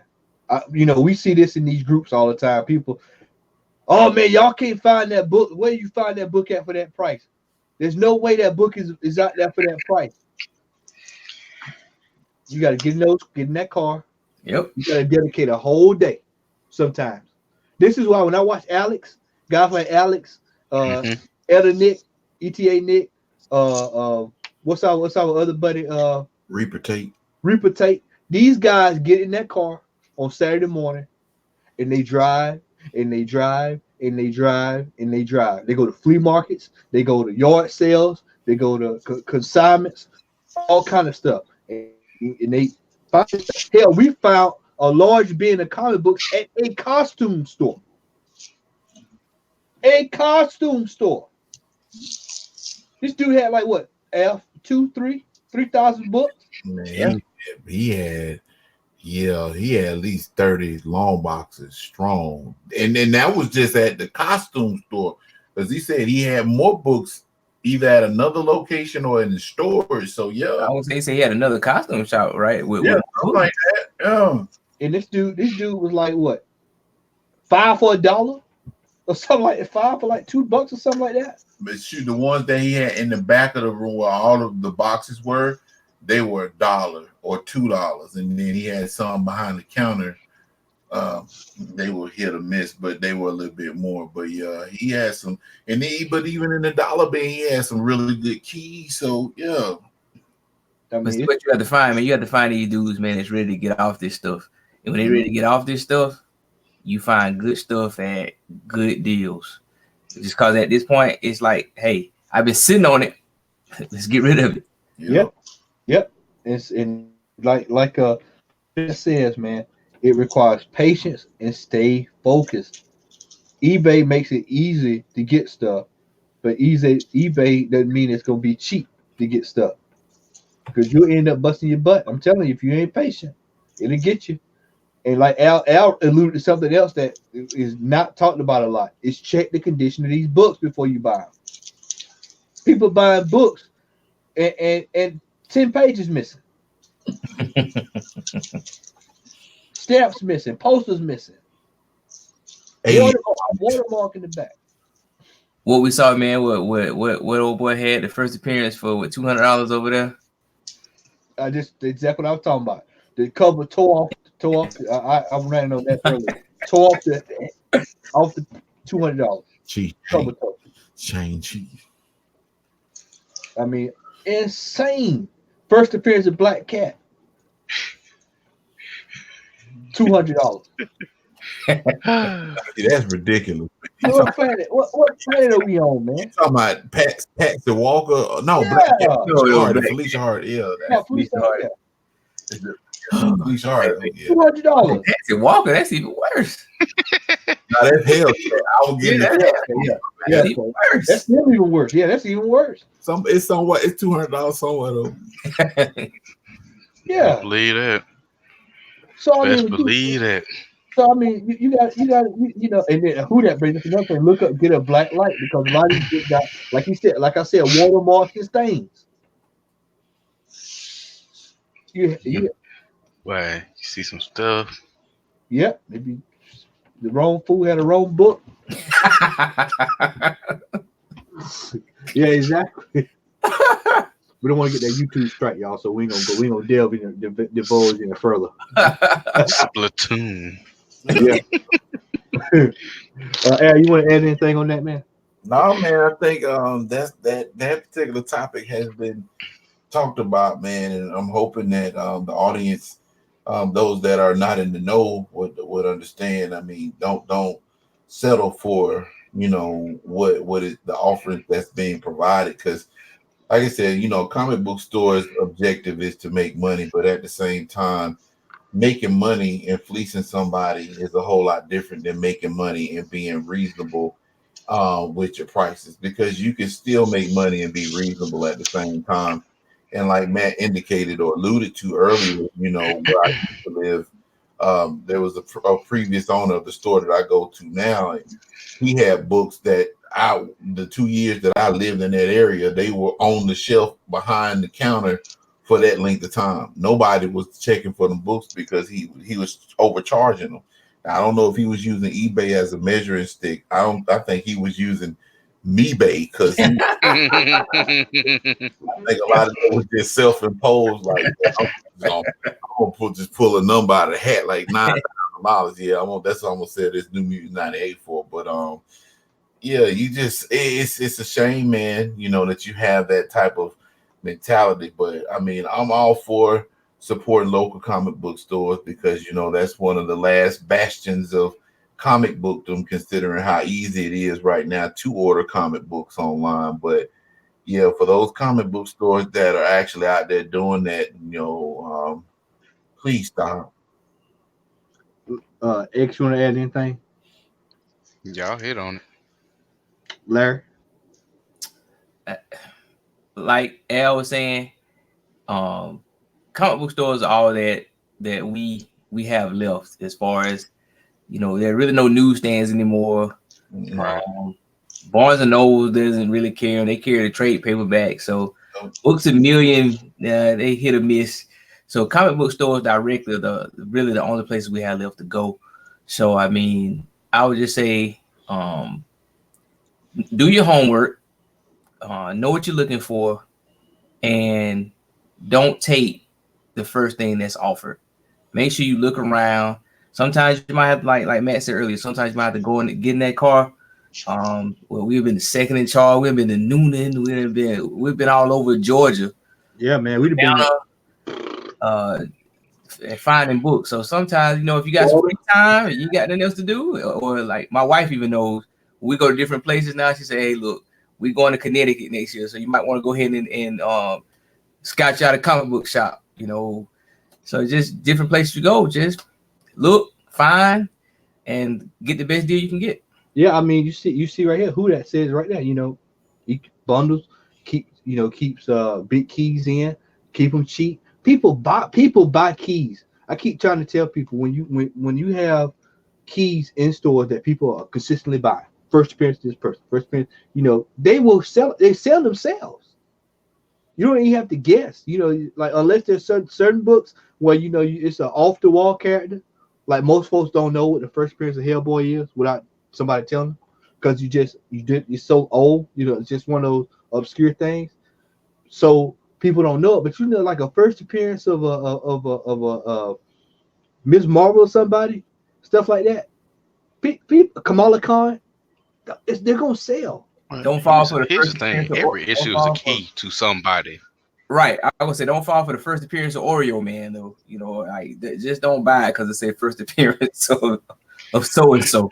You know, just make sure it's the character. You never know.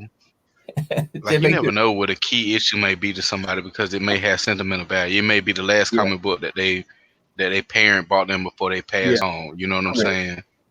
So keys are keys in the eye of the beholder. You know what I mean? This is true. So, go ahead, Al. I'm gonna add this, and what y'all just said.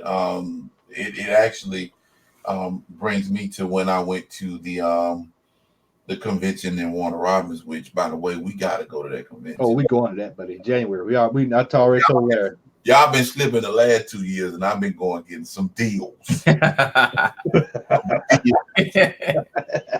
Y'all know I've been getting some deals because everybody. Hey, Al is the only person I know that has that limited run of Wolverine with the Canadian price variant. All of them in mint condition, no less than a 9. No less. $60 for the set. Oh God! What is it? They say, "Oh God." Oh God! Last year, and this is a testament to what they're saying. Y'all know, if you've been watching us, you know which each one of us can make for the most part. You know, Larry and myself are X-Men fanatics, right? So I'm collecting X-Men. Now, I didn't intend. I went to that comic book convention in Warner Robins with the intention of just picking up some back issues. I already had X-Men number 12. X-Men number 12 is the first appearance of the Juggernaut, right? The dude, I cannot remember his name, but they're from Savannah, Georgia. Shout out if y'all watching. I can't remember his name. I got his card. They're there every year. Been there the last 2 years that I've been. They had a mid-grade copy of X-Men number 12. He was, because you know, when I go there, that's what I get from them, X-Men back issues. They threw it on the thing, on the camera. I'm looking at it. I already got the book. How much you want for it? $120. Mid-grade, about a 6. I took it home. Those books will sell themselves if the price is right. Right. Yeah. If the price is right. And the price, like Bob Barker, was right. I took that book home. But that's what I'm saying. You just gotta be you gotta be cautious, man. And like I said, with the local comic book stores, I'm all about supporting in some way, shape, form, or fashion. But yeah, if you in that practice of eye gouging people based on what you see on eBay, you know, at some point a person if they're smart enough, they get keen to what's happening and they start looking elsewhere. Because you want to be able to stretch your money, you want to be able to maximize what you get, but at the same time, you want to be fair to the person that's selling it to you as well. I think it's our relative location too, because we went to a couple of places in Atlanta that we know that some of those prices went fly down here in Macon. But of course, being that where they are, those prices are fly. So I think it's all literal. It's a lot of different factors. I think that go, and we would look at those prices like, man, what the hell is going on up here, man? Your variant start at 30. I was like, V cover is 30. We're like 30. God, man, like. But you know, and this starting, you know, so it's like, but I'm pretty sure in that area that store is located, that I'm pretty sure they get regulars that buy those on a weekly basis. But you know what? I'm gonna tell you, I'm gonna give y'all a tip for y'all who are watching, listening. Give y'all a tip. When you go to stores, that typically when you look around and you see certain books and they're like way overpriced, take some time, look around the store. I guarantee you, there's gonna be another book that's an unknown variant that's probably you're gonna be able to get for $2-3, if not less than that. I did it when I was in New York. When I went to Midtown, they had a copy of 30 Days of Night. I actually had it on the show back. I want to say it was back in May, something like that, June. But that book is extremely hard to find, extremely expensive. And I think they want like $40 for it. I mean, I heisted them. I was like, okay, all right. Well, they don't know what they got out the door. But you gotta kind of know that kind of stuff. Like Larry said, you just have to kind of take your time and just, be patient, So I got another question. Yo. These comic book shop owners who go into the bay to find the prices, if they throw out a price, what would they do if I open up eBay right there in front of them and show them a way lower price? They kick you out the store. Be gone. Like, I It'd be mean, like Magneto on Marvel's Capcom 2. Be gone. like, hey, bruh, I buy now right here. Yeah. I think with eBay, man, I think you can't go with that. A lot of people go with the highest price they see. You kind of got to average that out. That's what I said earlier. Yeah. You went on the show. I did ask that. Yeah, you got to average that out, man. Because I mean, just because a book you see two people selling it for $300, don't mean somebody ain't selling it for $75. Right. Exactly, Matt, what I said in the store earlier when you told me about it. Yeah. I mean, bro, I'm gonna find a deal. You ain't gotta worry about that. Right. You know I will find it. You know this. Hey, can I tell this story that you told me earlier about that whatchamacallit? Go ahead, brother. Okay, so we was talking earlier way before the show, right? And this particular place will remain nameless. And if you're watching, shame on you. This guy at this shop, and this guy came in, right? And he had some books, and one of the books was Spawn #1. So the dude, somebody that gassed his head up. Newsstand edition at that. In addition to Spawn #1, right? So the dude, somebody that gassed the dude up saying that he can get the book. He can get about $400-500 for the book. Yeah, whatever that sounds. So basically, what happened was the comic book store owner actually talked the guy, after he done busted his bubble and said he couldn't get no $300-400 for the book. He bought the book from the guy for $20. Oh man! And he has Mac. Did he need the book? Mac said, "How much you want for the book?" And the dude told him $40. Wow, man. Now, mind you, Matt was sitting there. He was standing right there when the dude sold the book. So he turned around and said he was selling for $40 on eBay. Come on, man. Like, for real. And ask me about it when I went to go get my bags and boards. Wow. He did nothing but laugh, boy. That was so funny. I would slap that book out of his head. You know good and doggone well. If you talk to one of us, we gonna talk to the other people in the group about the stuff we see at comic book stores. You can't make it up. That is hilarious. Make it up. I ain't mad at them, man. They trying to make it. They trying to survive. Try. That's it. Keyword try. You hear that? Try. That's 34. Try. Hey, Man, ain't nothing wrong. Man, there is nothing wrong with trying to make $1.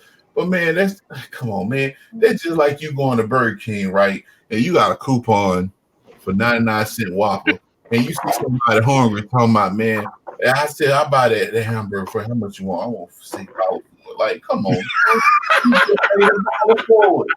Blowing a bubble with Annihilator. That's what I'm talking about, man. Like, for real. Like, dude, you that hard up on some money, bro.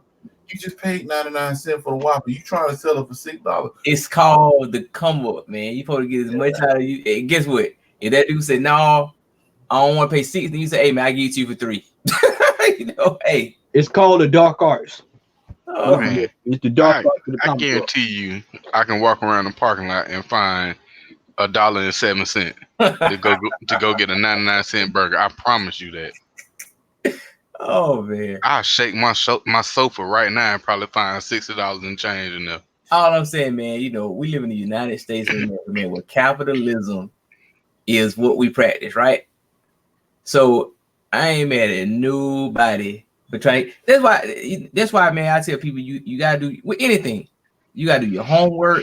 You gotta know what you're buying, because if you know what you're buying, and like you saying earlier, everybody put a different value on different things. So for some people, man, that Hellcat #1 or first appearance of Hellcat, if that's their favorite character, it might be. Because we look at it like it's a worthless character. Is it necessarily the smartest economic thing? Maybe not. But it is what it is. Yeah, it is what it is. But I ain't paying $60 for no Hellcat comic. So. No day of the week. No day. I don't even like Hellcat like that. Let me see. Hey, you got a Bloodshot shirt? Nah, it's Jordan. Oh. That's a basketball. Oh, that is. Okay, that's playground. Yeah. That's All it. right. That's that Retro 3 card. All right, fellas. Well, with that, you know what? Do we have any hauls that we want to show tonight, y'all? Anybody have any hauls that they want to show? I don't. I see my boy over there bagging the boy right now. Hey, look, let me tell you. And I got one from today. They gonna stay in that box after I done put them up. Oh, that's dope. Batman Beyond 37. Hey man, you just saw said you held it up, man. Is anybody watching Batwoman? I watched the first episode. We supposed to talk about that, man. The ratings. Go ahead. Yeah, go ahead. The ratings. Go ahead, Al. All I read was that the ratings tanked hard the second episode. It dropped 15%, but I mean that ain't terrible. They were talking about it's still holding steady. It's got 1.3 million viewers. Did you watch it? I like it. I watched all 3 episodes. I actually look forward to it now. Now, you know what? The article that I read, man, said that the biggest issue with the show, and I had predicted this long time ago, like Negro Damas, was the old girl. I can't remember her name. Rose, Amber Rose. Not Amber Rose, Ruby Rose. Ruby Rose. Hey, Phil Amber Rose, I watch it every week too. No. I gotta see that jiggle. No. I don't even think she's the problem, man. I think everything's written quite nicely. I think she already got her arch nemesis out the gate. I think, man, it's pretty decent. The writing ain't a problem. They said the acting is the problem. They said she couldn't act her way out of paper bag. To me, she did a better job in John Wick 2 than she did in this. She's like I mentioned earlier about she couldn't even talk in John Wick. She's one-dimensional, man. Everything I've seen her in, man, she is like, it's like watching, it's like folding up a piece of paper into one of them footballs and then without the tape. I mean, I don't know, man. I've never been a fan of Batwoman, so but I'm gonna tell you, a lot of people not trying to get into a political aspect, but they're saying more or less that the show is just kind of like taking the whole feminism thing to an extreme. Now, again, I'm not trying to get into that particular arena, but they were like, it was one thing that they had mentioned where she had made a comment about how she could do the job better than a man, but she was in the Batcave using Batman stuff. Oh yeah, she was saying that. They asked about the suit, and the dude was like, he said, "Can you?" He said the suit is perfection, and she said, "Will be when it's man. for a woman." Did you notice that bat suit already had boobs? The Batman suit already had boobs before they converted it over to to fit her. It was a Joel Schumacher suit. But now, Man, chill out, man. another one though, man, they were saying that people were trying to bomb it, and the ratings weren't great with Watchmen. But I heard just by looking at Watchmen is great. Watchmen is great. Yeah, Batwoman is rated about the same. Here's the thing. Most folks. Here's the thing. You really can't compare that though, because most people, they had what almost anybody that has cable has CW. Not everybody that has cable has HBO. So you really can't even compare that. Yeah. You can get a basic pack for $50 a month and have channels 2 through 10, and that's it. I don't have cable. I was like, bro, I got the CW app. That's how I saw it. Hey man, I watched it on movies. I keep watching Riverdale before I watch Batwoman again. Riverdale is awesome. It is. To me. Yeah, I said it ain't a bad show. I don't watch this much, but I know it ain't a bad show. That show is dark. That show, boy. What's the redhead name? Archie? No, the female. Veronica? No, not Veronica. It's no. If you watch the show, you know what I'm talking about. Cheryl Block. Cheryl Block. She a walking whore. No, for real. Every episode, every time you see her, you think she finna sell herself to somebody. I promise you guys, we're family friendly. I promise. And we are. That's why I use the whole word. In terms of the actual profession. Say what now? She's that word in terms of profession. Exactly. Oh. Exactly. Yeah. The whole word. Not just the 2 letters. Yeah, that is takes the definition of that word. So yeah. All right, anybody got any books they want to show? Anything they got? I'm not taking nothing out of these boxes that I just put back in there. Hey man, you and Larry go ahead and take over the show. Let me tell you something, man. Like I told y'all, I'm still back. Well, I'm still cataloging everything. I got looking at comic books for a minute. All right, this is why we're gonna do it. Go ahead and tell y'all, everybody watching, this is how we're gonna do it. We're all gonna upload our haul videos separately because we got so many books. That's the way we're gonna do it. I go by what I got today. I mean, I can go by what I got today. What you got today, man? I did pick up a few books from Will. I can give a quick synopsis right quick. Come on, y'all do it. Go ahead. Is that Michael Jackson? Jackson. Hold up. What is that? It's some tribute. Oh. Yeah. For $5. What? You got it from Will? Look at the price. He still I can't see the price. Yeah, Comics Plus, yeah. He still got one. I was fumbling around and saw this in the box, and I was like, "What is this?" And he was like, "It's supposed to be a tribute comic." I was like, "Well, I'll take it." Man, we still have more. That ain't even on the comic book app. Hold up, what? Right, what is that? We'll look for it when I get off there. That's that Matt. That's that Matt exclusive. You know, that's that Matt pull right there. I got the Sword Master #1. Is that a knockoff for Taskmaster? I don't know. Who is Sword Master? I had no clue. The Master of Swords. Yeah. It's his first appearance. I know that. Sword Master song. You know how I am about that. Batman Beyond. This is, I think they introduced the Batman Beyond, the female character in this. This book is going for like $25 on eBay. That's Ruby Rose. eBay. Yep, that is eBay. eBay. Luna Snow #1. And Will gave me this. Just gave. Dave. Yep. That's what? DC Black Label, Hill House Comics. No clue. Is that a horror? That's some horror-ish, ain't it? Yeah, it's like some horror stuff. Yeah. Is that Georgie? I don't know what that is. Well, he ain't floating tonight.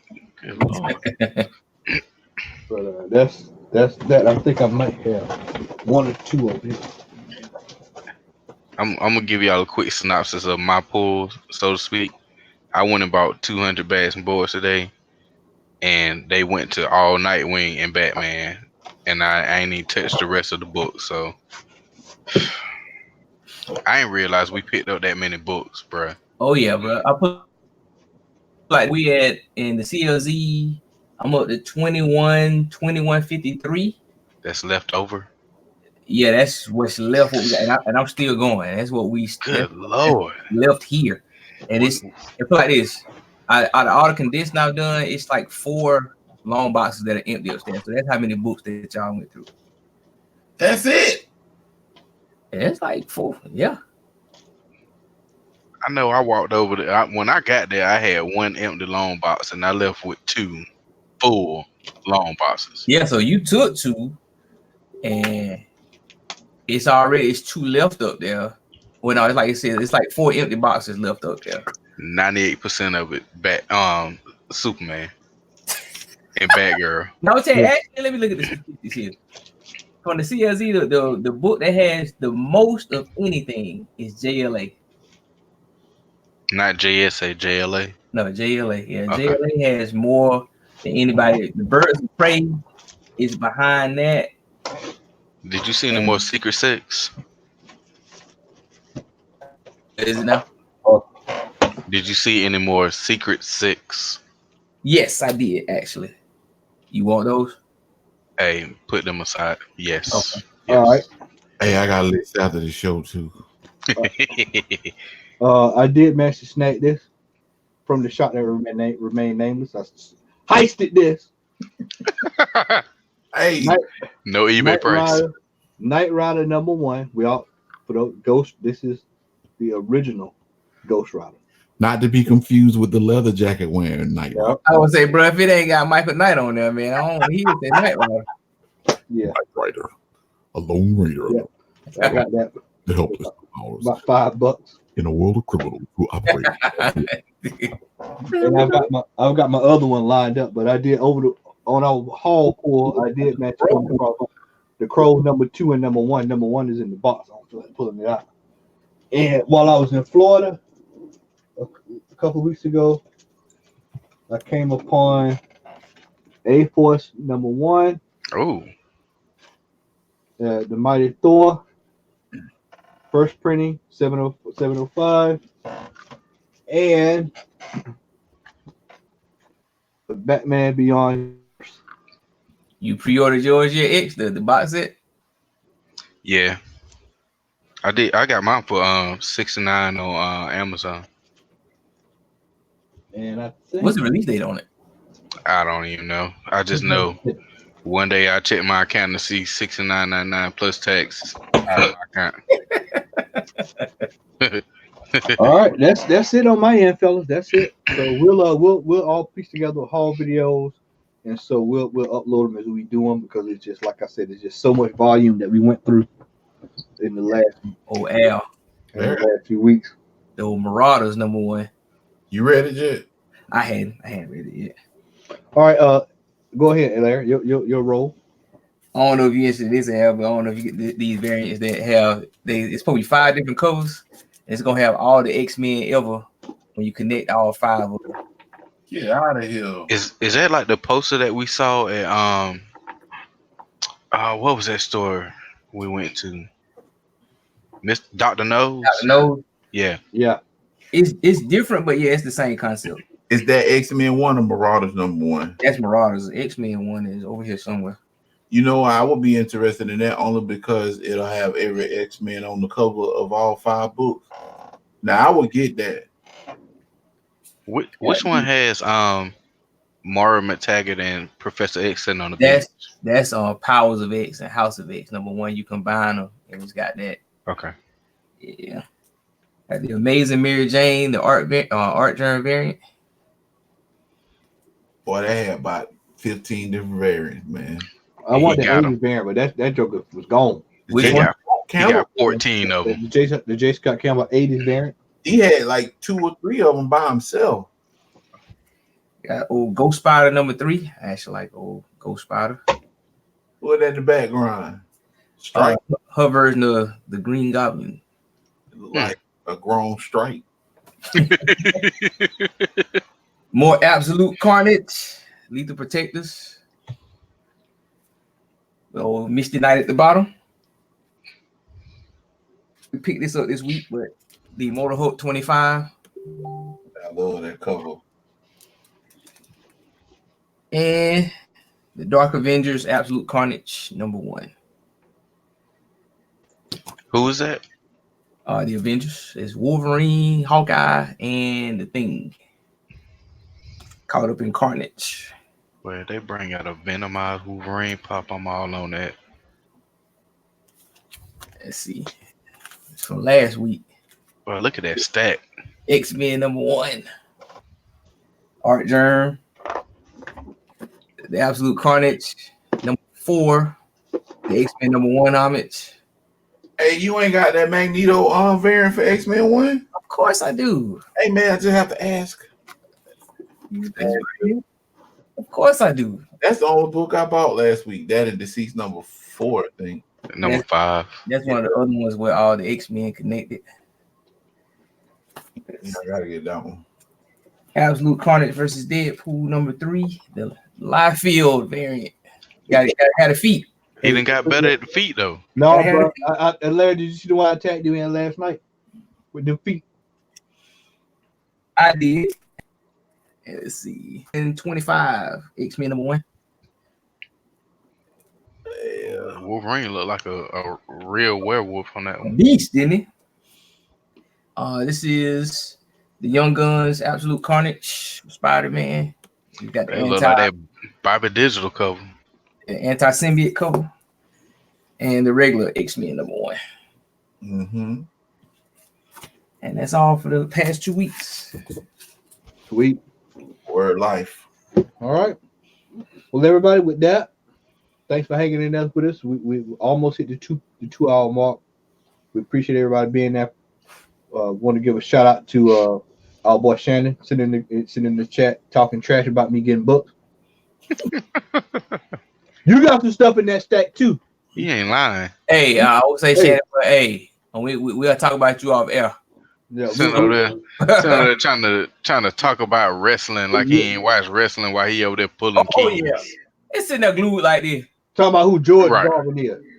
Man, anybody know who George Garvin is? You know you are wrestling. He's sitting there. We watching Stone Go. He's sitting there like he ain't saying that. Man, what y'all over here watching, man? I can't believe y'all watch this, man. Like this is crazy, man. We know what you are. Shannon know who Thunderbolt Patterson is. Don't trip. He was riding that Volkswagen down there to the auditorium back in 73. Hey, going to watch Harley Race fight Rick Flapper. All right, everybody. With that, we'll say, hey, have a great night. Thanks for joining us. And be on the lookout for our haul videos, as they will be going up soon. So make sure you check us out. Make sure you follow us on Instagram, Comment Hall Roundtable Discussion, like, share, and subscribe. We will catch you all in November. Have a safe Halloween. Peace.